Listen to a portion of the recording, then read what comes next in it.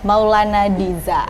Nih sebelum lanjut ngobrol, saya panggilnya apa nih? Bapak, Abang, bebas. Pak Wali Kota, Pak Wali? Abang juga boleh. Boleh. Muda, kan? Jadi panggil apa? Pak Maulana? Boleh. Pak Maulana. Kalau saya panggil Pak Diza, Abang Diza, Bapak Wawako. Bebas. Panggil saya apa? Apa ya? Bro. Bro, asik. Takutnya nanti bablas nih kalau saya panggil bro. Maulana Diza.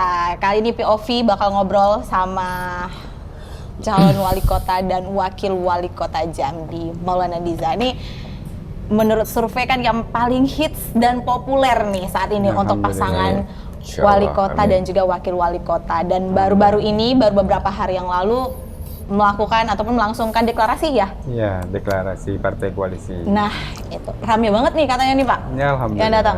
Gimana melihat antusiasnya nih Pak? Ya, kami senang ya karena hampir dari seluruh pelosok kota Jambi pada datang semua, dari seberang yang jauh-jauh juga datang.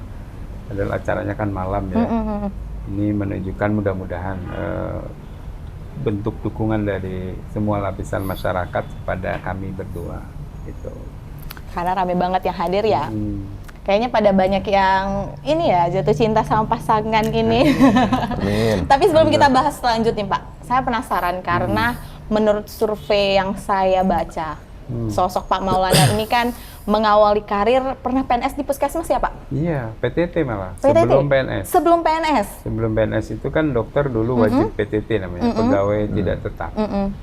Setelah lulus dokter, saya penempatan di seberang, puskesmas 1 Liaman. Terus bisa lanjut sampai ke politik nih gimana? Tinggal di situ memang dulu, di rumah dinas dokter, dan saya sampai selesai 3 tahun PTT, keterima PNS pun masih praktek di seberang, di Arab Melayu. Kenapa? Karena satu kecamatan itu, dokternya cuma 1 yang praktek. Jadi saya berpikir ya, karena memang saya dibutuhkan, saya masih bujangan, saya praktek di situ sampai jadi dokter teladan. Wah. Ya, dokter teladan. Banyak prestasi berarti ya dari mudanya. Iya, dapat hadiah haji. Jadi saya baru setahun kerja udah berangkat haji. Kata kawan, wow, wah banyak duit Pak Maulana nih. Bukan, Abidin, Haji Jayadina. Tapi kan karena prestasi ya. Iya, karena teladan. Karena prestasi. Itu Pak Wali Kotanya, Pak Arifin Manap almarhum. Semua yang teladan dokter dikasih sebagai tim kesehatan haji daerah. Dia pertama kali haji berangkatnya dari dinas. Abidin, alhamdulillah. Haji dinas. Terus kenapa bisa lanjut ke dunia politik Pak? Belum puas dari jadi dokter teladan aja? Iya, jadi atau memang gimana? Saya dulu latar belakangnya waktu kuliah memang aktivis organisasi. Saya dulu jadi ketua senat mahasiswa Fakultas Kedokteran. Jadi anggota ISMKI, Ikatan Senat Mahasiswa Kedokteran Indonesia, sampai ke Jakarta, sampai direktur Lembaga Kesehatan Mahasiswa Islam. Jadi memang ya saya hobi berorganisasi, bersilaturahmi, ketemu kawan. Nah, memang waktu jadi PNS itu karir profesional itu ya sudah seperti menguburkan aktivitas politik waktu itu. Tapi kemudian setelah alhamdulillah saya sama istri bangun usaha, Allah kasih rezeki sudah cukup, dan 2013 saya masih kepala bidang eselon 3. Waktu itu Bang Sum sudah wakil wali kota, mau maju wali kota, ternyata saya menjadi wakilnya. Nah itulah awalnya politik, walaupun akhirnya belum sukses. Dan dulu itu ASN kan cuma cuti, jadi begitu kalah ya saya aktif lanjut lagi ya? Jadi direktur rumah sakit waktu itu. Itu kalau awal perjalanan karir sosok Pak Maulana. Kalau Bang Diza, kayaknya masih banyak yang belum tahu nih Pak. Putra asli daerah Jambi, emang lahir di Jambi atau gimana nih Bang? Lahir di Jambi dong. Lahir di Jambi? Jambi di Rumah Sakit Tresia. 24 Oktober 88. Kayak 35 tahun yang lalu lah kurang lebih. Apa nih awal karir? Awal karir paling awalnya memang saya tuh SD di Al-Falah. Berarti emang sekolah pun di Jambi? Iya, SD. SD? TK SD itu di Al-Falah. TK SD di Jambi? Nah, lulus SD, Sebenarnya saya udah mau daftar SMP 7 pada saat itu, dekat rumah. Cuma karena kakak pindah ke Jakarta, saya ikutan tuh ke Jakarta. Akhirnya SMP di Al-Azhar Kemang, habis itu SMA Negeri 6 Jakarta, habis itu S1 di BINUS. Terus di tahun 2010 tuh lulus dari BINUS, ngambil manajemen, aku pulang ke Jambi. Waktu itu kan pengen belajar dulu gimana sih mau jadi pengusaha, karena kan di BINUS tuh ngambilnya manajemen bisnis. Jadi Sesuai dengan kayaknya harus jadi entrepreneur nih. Tapi alih-alih jadi entrepreneur, di Jambi malah disuruh jadi sales dulu kita. Oh ya. Karena pertama kerjanya di perusahaan orang tua kan. Oke. Jadi sales, terus pertama itu kayak setahun lah. Setahun Berarti nggak langsung pertama. dikasih enak juga ya, Bang? Oh enggak, ada. Saya tuh gajinya 1,7 zaman itu Oh, iya? UMR. Sama dikasih fasilitas mobil APV kalau nggak salah. Dulu. Walau perusahaan orang tua pun tetap nggak dikasih enak, Nggak ada. Kirain Maksudnya, langsung dikasih warisan, langsung melanjutkan menjadi ini. ya dulu sih bete ya. Rasanya gimana sih, BINUS terus ngerasanya kita lulusan manajemen malah jadi sales gitu di sini. Ya nggak ada yang masalah jadi sales ya, cuma pada saat itu kan memang karena kuliahnya entrepreneur. Mungkin ekspektasinya. Nah, ekspektasinya kan terlalu tinggi. Habis dari sales langsung jadi debt collector. Karena kan itu perusahaan distributor, jadi nagih-nagih ke toko tuh. Habis itu jadi kepala gudang, jadi harus ngeliat stokis segala macam tuh. Nah, pada saat itu memang udah ngerasanya kayak, wah ini nggak kita banget nih. Di saat yang bersamaan ada, dulu aku waktu SMA tuh pernah jualan jersey bola. Nah, tapi semenjak KW Thailand menghajar Indonesia, nggak sukses tuh usaha. Nah, nanti kayaknya seru juga nih kalau kita Iya. bahas-bahas nih Boleh, Pak Maulana ya. Boleh. Tadi kan kalau Pak Maulana kita udah tahu nih Bang, awal karirnya dari ASN dulu, Siap. karena juga latar belakang seorang dokter ya. Siap. Kalau Bang Giza, yang kita tahu juga lahir dan besar dari keluarga birokrat Jambi. Saya yakin Siap. pasti udah banyak yang tahu juga. Itu Abang anggapnya sebagai privilege atau gimana sih? Akhirnya bisa terjun di dunia politik? Aku rasa semua orang tuh punya privilege, cuman ada yang sadar ada yang enggak ya. Cuma at the same time tuh ngerasanya privilege tuh selama digunakan untuk hal yang positif bakalan jadi hal yang positif juga. Tapi privilege segede apapun kalau nggak dimanfaatin secara positif ya bakal kolaps juga. Jadi ya gitu deh. Jadi privilege-nya dimanfaatin buat yang positif? Iya dong. Iya. Sampai sekarang masih belajar untuk manfaatin privilege sebaik-baiknya. Biar nggak terkesan memanfaatkan atau cuman sekedar momentum dan lain sebagainya. Mungkin banyak di luar sana yang... Iya.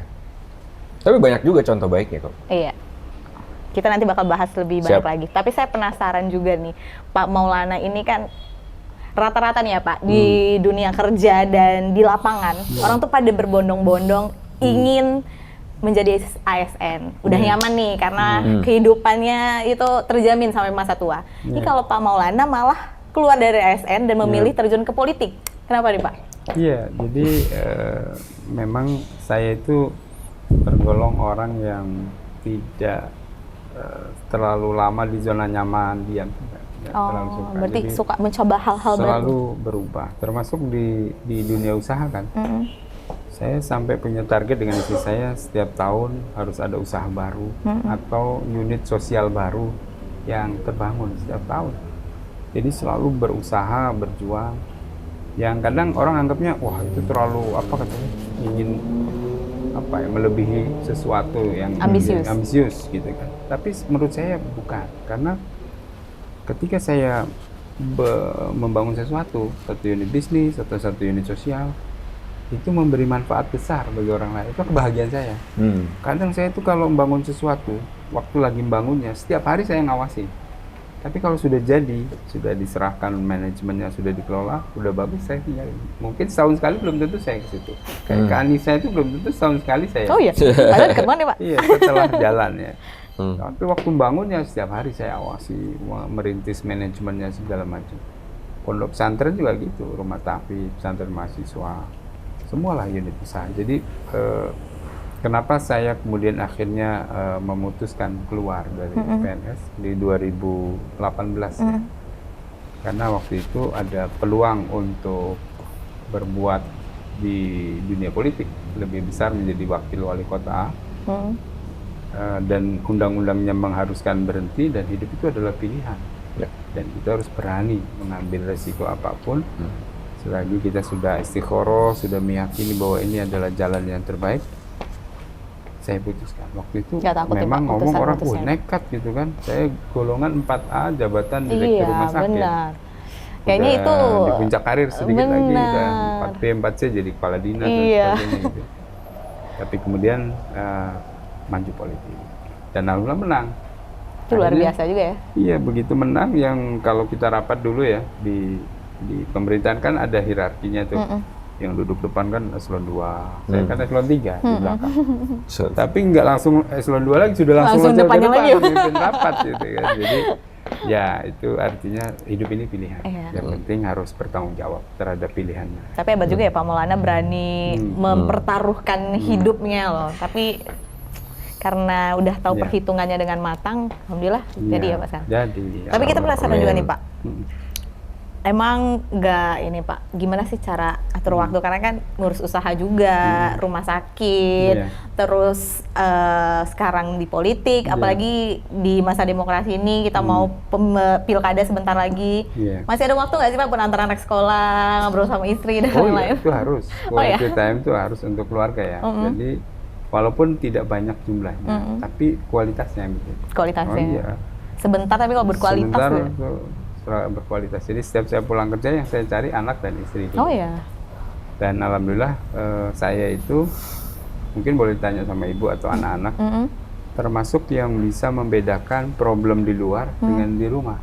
Oh. Jadi seberat apapun, misalnya waktu saya jadi wakil wali kota lagi banyak urusan yang harus saya selesaikan, tugas-tugas negara. Begitu turun, assalamualaikum, masuk rumah sudah senyum. Nah, Berarti makanya semua anak-anak beban-beban, saya- semua saya pikiran tinggal. ditinggalkan di luar ya Pak? Iya, dan saya termasuk yang alhamdulillah ya. Walaupun lagi banyak yang diselesaikan tuh, waktunya tidur tuh tidur. Dan nyenyak Luar banget biasa. tidurnya. Itu istri saya tuh makanya, sudahlah, memang papa tuh passionnya harus beraktivitas di luar. Jadi di rumah istirahatnya iya, enak. enak, senyum. Malah kalau libur terlalu lama, ada aja tuh. Karena udah biasa beraktivitas ya? Iya. Lebih ke umur sih. Mbak Diza bener. bisa Pak. Bener. Ini minum, ini kita boleh minum Oh, gimana? boleh, aduh, silakan. Ya, ya. Oh iya. Karena kayak obrolan kita makin banyak nih Pak. Iya.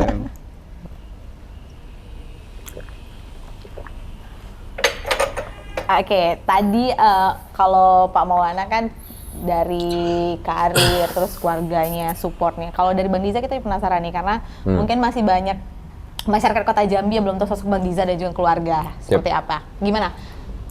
Terjun ke dunia politik dan memutuskan menjadi wakilnya Pak Maulana nih. Gimana support istri, anak, keluarga?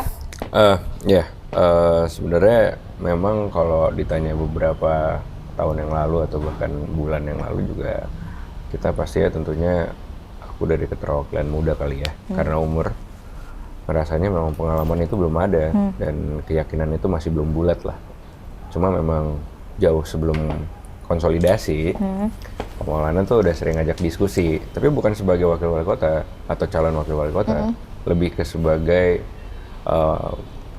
pandangan saya sebagai pemuda itu beliau mau tanya gitu, gimana update-nya di dunia kepemudaan Jambi ini sekarang, baik saya sebagai pribadi ataupun sebagai ketua organisasi. Jadi lebih ke situ sih. Nah akhirnya saya Pak Maulana nanya juga kalau misalnya jadi calon wakil seperti apa gitu kan pandangannya. Ya tapi beliau pada saat itu juga menjelaskan, membimbing lah, mengayomi, menceritakan pengalaman-pengalaman yang tadi beliau ceritakan, yang beliau kalau berangkatnya juga masih muda juga kan pada saat pertama kali mencalonkan diri.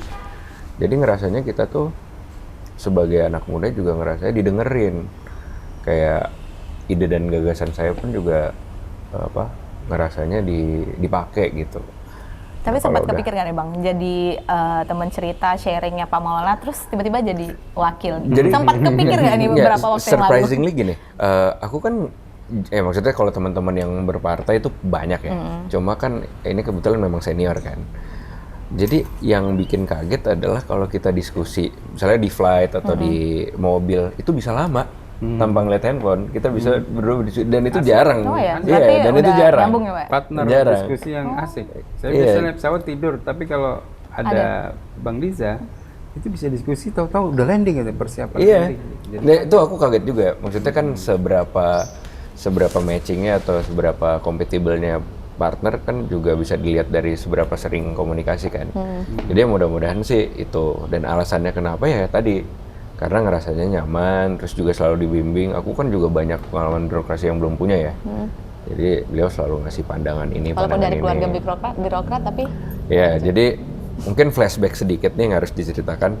Dulu tuh mungkin ya biasalah, namanya aku anak satu-satunya yang cowok kan. Kakakku tuh udah mutusin jadi dokter gigi lama.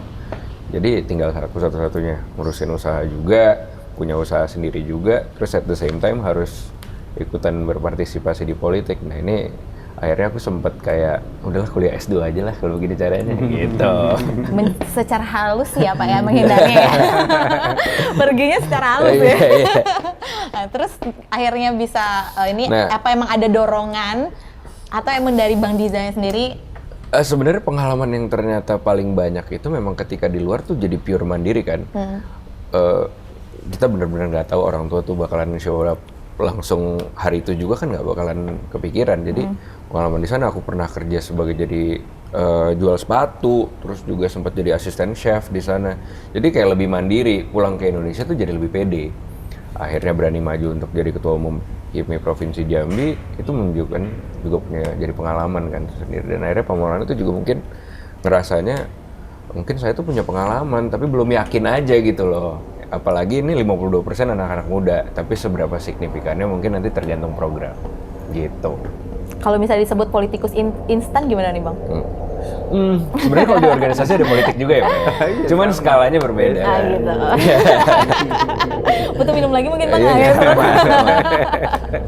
Nah kalau dari Pak Maulana, ya, nih kalau yang kita lihat-lihat nih ya Pak ya, kayaknya nih kemarin di masyarakat dan sebelum Bapak memutuskan wakilnya Bang Diza, kayaknya mepetnya sama yang lain Pak. Terus akhirnya ke Bang Diza ini gimana ceritanya deh? iya, jadi kan saya berproses untuk berpolitik ini kan sejak jadi wakil, tentu karir berikutnya kan jadi wali kota, sehingga ya karena ini adalah proses politik, banyak nama masuk itu kan dari partai politik, dari pengurus-pengurus partai politik. Pasti banyak ya Pak? Wah ya banyak datang dan mendiskusikan lah tentang itu semua. Tetapi prinsipnya saya selalu menyampaikan bahwa saya bisa bekerja sama dengan siapa saja, yang penting niatnya sama. Nah kemudian kami melihat data demografi kependudukan dan perencanaan pembangunan Indonesia emas ke depan, Ya. bahwa ternyata di kota Jambi ini anak-anak muda lebih banyak loh. Milenial Gen Z itu sudah 52%. Ya, benar. Artinya apa? Kita ingin pembangunan ini kan inklusif ya, untuk semua lapisan masyarakat dan bisa dinikmati oleh semua kalangan dan semua lapisan masyarakat berpartisipasi langsung. Nah, kalau jumlah anak muda 52% ini tidak tergarap dengan baik, tingkat partisipasinya rendah, kepedulian terhadap pembangunan rendah, terhadap politik juga rendah, berarti lebih dari separuh warga kota Jambi tidak berpartisipasi aktif. Akhirnya muncullah seperti keinginan lah, di samping ya memang saya berdoa mudah-mudahan diberikan wakil yang terbaik.